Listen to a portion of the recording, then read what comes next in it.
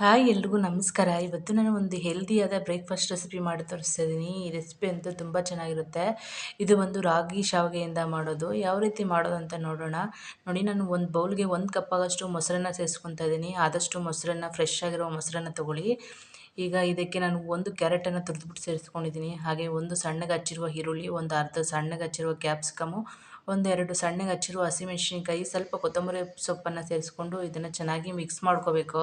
ಇದಕ್ಕೆ ನೀವು ಬೇಕಾದರೆ ನಿಮ್ಗೆ ಇಷ್ಟವಾದ ತರಕಾರಿಗಳನ್ನು ಸೇರಿಸ್ಕೋಬೋದು. ಈ ರೀತಿ ಎಲ್ಲ ಸೇರಿಸ್ಕೊಂಡಾದ್ಮೇಲೆ ಇದನ್ನು ಚೆನ್ನಾಗಿ ಮಿಕ್ಸ್ ಮಾಡಿಕೊಂಡು ಇದಕ್ಕೆ ನಾವು ಒಂದು ಒಗ್ಗರಣೆಯನ್ನು ರೆಡಿ ಮಾಡ್ಕೊಳ್ಳೋಣ. ಒಂದು ಚಿಕ್ಕ ಕಡಾಯಿಗೆ 1 ಸ್ಪೂನ್ ಆಗೋಷ್ಟು ಎಣ್ಣೆನ ಹಾಕ್ಕೊತಾ ಇದ್ದೀನಿ. ಹಾಗೆ ಒಂದು ಅರ್ಧ ಸ್ಪೂನ್ ಆಗೋಷ್ಟು ಸಾಸಿವೆ, ಒಂದು 1/4 ಸ್ಪೂನ್ ಆಗೋಷ್ಟು ಜೀರಿಗೆ, ಅರ್ಧ ಸ್ಪೂನ್ ಆಗೋಷ್ಟು ಉದ್ದಿನಬೇಳೆ, ಅರ್ಧ ಸ್ಪೂನ್ ಆಗೋಷ್ಟು ಕಡಲೆಬೇಳೆನ ಹಾಕ್ಬಿಟ್ಟು ಇದನ್ನೆಲ್ಲ ಚೆನ್ನಾಗಿ ಫ್ರೈ ಮಾಡ್ಕೋಬೇಕು.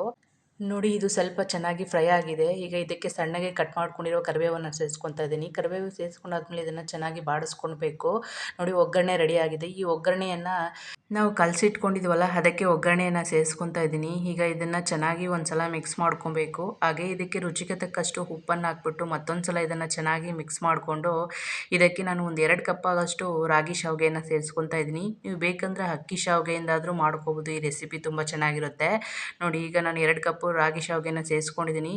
ನನಗೆ ಈ ಬೌಲು ಸ್ವಲ್ಪ ಚಿಕ್ಕದು ಅನಿಸಿದೆ. ಮಿಕ್ಸ್ ಮಾಡ್ಕೊಳ್ಳೋಕ್ಕೆ ಸ್ವಲ್ಪ ಕಷ್ಟ ಆಗ್ತಿರೋದ್ರಿಂದ ನಾನು ಬೇರೆ ದೊಡ್ಡ ಮಿಕ್ಸಿಂಗ್ ಬೌಲ್ ತೊಗೊಂಡು ಅದಕ್ಕೆ ಇದನ್ನೆಲ್ಲ ಹಾಕ್ಬಿಟ್ಟು ಚೆನ್ನಾಗಿ ನೀಟಾಗಿ ನಿಧಾನವಾಗಿ ಕೈಯಲ್ಲಿ ಮಿಕ್ಸ್ ಮಾಡಿಕೊಂಡು ಮತ್ತೆ ಇದೇ ಬೌಲಿಗೆ ಟ್ರಾನ್ಸ್ಫರ್ ಮಾಡ್ಕೊಂಡಿದ್ದೀನಿ. ನೋಡಿ, ಇದಕ್ಕೆ ನಾನು ಮಿಕ್ಸ್ ಮಾಡ್ಕೊಳ್ಳೋಕ್ಕೆ ಸ್ವಲ್ಪನೂ ನೀರು ಎಕ್ಸ್ಟ್ರಾ ಹಾಕ್ಕೊಂಡಿಲ್ಲ.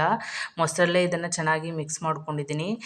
ಈಗ ಇದನ್ನೆಲ್ಲ ಮಿಕ್ಸ್ ಮಾಡ್ಕೊಂಡಾದ್ಮೇಲೆ 10 ನಿಮಿಷ ಸೈಡಿಗೆ ಇಟ್ಕೋಬೇಕು. 10 ನಿಮಿಷ ಆದಮೇಲೆ ಇಡ್ಲಿ ಪ್ಲೇಟ್ ತೊಗೊಂಡು ಅದಕ್ಕೆ ಸ್ವಲ್ಪ ಎಣ್ಣೆನ ಹಾಕಿ ಗ್ರೇಸ್ ಮಾಡ್ಕೊಂಡಾದ್ಮೇಲೆ ಈಗ ನಾವು ಮಿಕ್ಸ್ ಮಾಡ್ಕೊಂಡಿರೋ ಮಿಶ್ರಣವನ್ನು ಸ್ವಲ್ಪ ಸ್ವಲ್ಪ ತೊಗೊಂಡು ಇಡ್ಲಿ ಪ್ಲೇಟಿಗೆ ಹಾಕ್ಕೊತಾ ಇದ್ದೀನಿ. ಈ ರೀತಿ 2 ಪ್ಲೇಟು ನಾನು ರೆಡಿ ಮಾಡಿ ಇಟ್ಕೊಂಡಿದ್ದೀನಿ. ಸ್ಟವ್ ಮೇಲೆ ನಾನು ಇಡ್ಲಿ ಪಾತ್ರೆಗೆ ಸ್ವಲ್ಪ ನೀರನ್ನು ಹಾಕ್ಬಿಟ್ಟು ಬಿಸಿ ಮಾಡೋಕ್ಕಿಟ್ಟಿದ್ದೆ. ನೀರು ಸಹ ಸ್ವಲ್ಪ ಬಿಸಿಯಾಗಿದೆ. ಈಗ ಇಡ್ಲಿ ಪ್ಲೇಟ್ಗಳನ್ನು ಇದಕ್ಕೆ ಇಟ್ಬಿಟ್ಟು ಇದಕ್ಕೆ ಮುಚ್ಚಳ ಮುಚ್ಚಿ ಒಂದು 5ರಿಂದ 6 ನಿಮಿಷ ಮೀಡಿಯಮ್ ಉರಿಲಿ ಇದನ್ನು ಚೆನ್ನಾಗಿ ಸ್ಟೀಮ್ ಮಾಡ್ಕೋಬೇಕು. ಒಂದು 5-6 ನಿಮಿಷ ಆದಮೇಲೆ ನೋಡಿ, ಚೆನ್ನಾಗಿ ಸ್ಟೀಮ್ ಆಗಿದೆ, ಚೆನ್ನಾಗಿ ಬೆಂದಿದೆ. ಸಖತ್ ಟೇಸ್ಟಿಯಾದಂಥ ಹಾಗೂ ಆರೋಗ್ಯಕರವಾದಂಥ ಬ್ರೇಕ್‌ಫಾಸ್ಟ್ ರೆಸಿಪಿ ರೆಡಿಯಾಗಿದೆ. ಈ ಬ್ರೇಕ್‌ಫಾಸ್ಟ್ ಅಂತೂ ತಿನ್ನೋಕ್ಕೆ ತುಂಬ ಚೆನ್ನಾಗಿರುತ್ತೆ. ಇದನ್ನು ನಾನು ಕಾಯಿ ಚಟ್ನಿ ಜೊತೆ ಸರ್ವ್ ಮಾಡ್ಕೊತಾ ಇದ್ದೀನಿ. ನೀವು ಬೇಕಂದರೆ ಇದನ್ನು ನೀವು ಕಡಲೆಕಾಳಿನ ಮಸಾಲೆ ಸಾಂಬಾರು ಇರುತ್ತಲ್ಲ, ಅದ್ರ ಜೊತೆ ಸಹ ಸರ್ವ್ ಮಾಡಿಕೊಂಡ್ರೆ ತುಂಬ ಚೆನ್ನಾಗಿರುತ್ತೆ. ಈ ರೆಸಿಪಿನ ನೀವು ಒಂದು ಸಲ ಟ್ರೈ ಮಾಡಿ ನೋಡಿ. ಟ್ರೈ ಮಾಡಾದಮೇಲೆ ನನಗೆ ಕಮೆಂಟ್ ಮೂಲಕ ತಿಳಿಸಿ ಹೇಗಿತ್ತು ಅಂತ. ಹಾಗೆ ವಿಡಿಯೋ ನೋಡಿದ್ದಕ್ಕಾಗಿ ಎಲ್ಲರಿಗೂ ಧನ್ಯವಾದಗಳು.